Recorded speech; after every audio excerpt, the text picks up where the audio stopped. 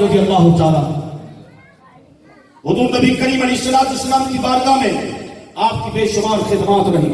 حضرت انس بن مالک رضی اللہ تعالیٰ کے مزار پر انوار کی بے حرمتی کی گئی. آپ کے مزار پر انوار کے تقدس کو پامال کیا گیا. حالانکہ اگر ہم کہنا چاہتے ہیں، پاکستان کی گورنمنٹ سے بھی کہنا چاہتے ہیں، اس پر آواز بلند کی جائے. یہی وجہ ہے اللہ کے عذاب آ رہے ہیں.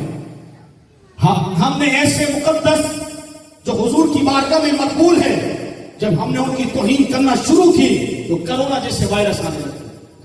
اور نہ جانے اللہ محفوظ فرمائے کہ پتہ نہیں کیا کیا ہونے والا ہے. اگر اب بھی باز نہ آئے.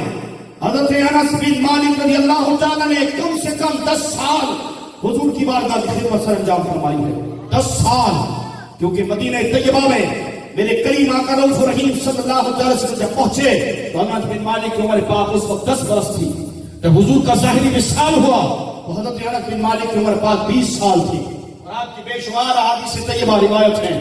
حضرت انس بن مالک رضی اللہ تعالیٰ کے مزار پر انوار کی جو بے ادبی گستاخی کی گئی ہے، اس کی ہم شدید لفظوں میں مذمت کرتے ہیں. وہ صحابی رسول ہے اور حضور نبی کریم علیہ السلام نے ارشاد فرمایا اقرنوا صحابی فانہم خیارکم، میرے صحابہ کی تعظیم کرو، یہ تم سے بہتر ہے.